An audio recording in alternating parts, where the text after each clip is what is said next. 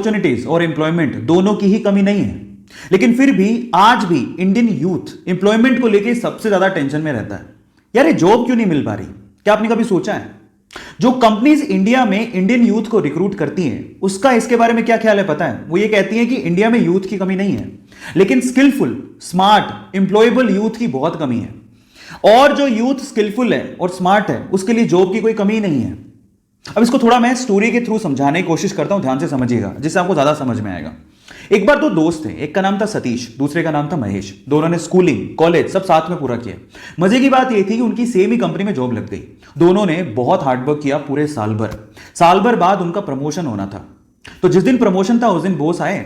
उन्होंने सतीश को promotion letter देते हुए कहा कि सतीश तुम्हारा प्रमोशन होता है। तब महेश ने पूछा कि सर मेरा?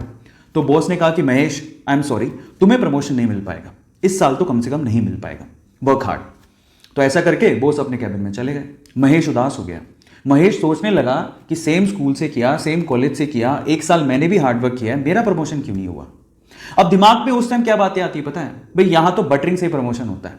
जरूर सतीश ने बटरिंग की होगी बॉस की और उसको गुस्सा आ गया। उसने सोचा मैं कल से नहीं आऊंगा। वो बॉस के कैबिन में गया और बॉस को बोलता है कि बॉस अब मैं कल से तो नहीं आऊंगा, आई एम सो सॉरी। तो बॉस ने कहा कि क्यों नहीं आओगे? तो वो कहता है कि बॉस मैंने बहुत हार्डवर्क किया पूरे साल भर, लेकिन मेरा प्रमोशन नहीं हुआ।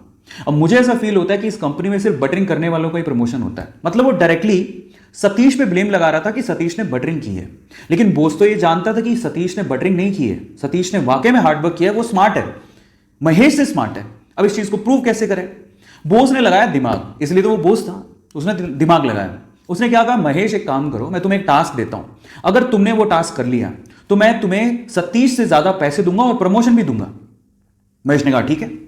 तो बॉस ने कहा तुम एक काम करो, अभी जाओ बाहर, तो हमारे इलाके में पता करो कि आम कौन बेचता है। महेश गया, आधे घंटे बाद वापस आया और बोलता है कि आम एक्चुअली पूरे इलाके में, हमारे इलाके में थोक के भाव में सिर्फ एक ही आदमी बेचता है। तो फिर बॉस ने कहा महेश एक और काम करो, अब जाके पता करके आओ कि वो कितने कितने रुपए किलो में आम बेचता है। वो गया, वापस आया, वापस आके बोलता है कि वो 50 रुपए किलो में आम बेचता है। अब बॉस ने क्या कहा, महेश मैं सेम चीज अब मैं सतीश से करवाता हूं, तुम ध्यान से देखना। उन्होंने सतीश को बुलाया और सतीश को बोलता है कि सतीश एक काम करो, इस इलाके में जो आम बेचता है उसकी खबर लेके आओ कि कौन कौन आम बेचता है। सतीश गया मार्केट में और वापस आया आधे घंटे बाद, और सतीश ने जो कहा महेश उसको देखता रह गया। सतीश ने कहा बॉस यहां पे आम सिर्फ एक ही आदमी बेचता है और वो 50 रुपए किलो बेचता है, लेकिन उसके पास टोटल 60 से 70 किलो आम है और वो एक साथ अगर हम खरीद ले वो 40 रुपए किलो में दे देगा। और अगर हमने 40 रुपए किलो में वो 60 से 70 किलो आम बेच दिए और हमने अगर 50 रुपए किलो में उसे सेल किया तो हमें बहुत प्रॉफिट होगा। और आगे आने वाले समय में हम लोग आम में भी अपना हाथ आजमा सकते हैं, आम के बिजनेस में भी। अब आप समझिए कि सतीश और महेश में क्या फर्क था। आप समझ पा रहे हैं कि स्मार्टनेस और स्किल का क्या मतलब होता है। आज का यूथ क्या है ना, सिर्फ इस फिलॉसफी में, ज्यादातर यूथ इसी फिलॉसफी में जीता है कि इतने में इतना ही मिलेगा।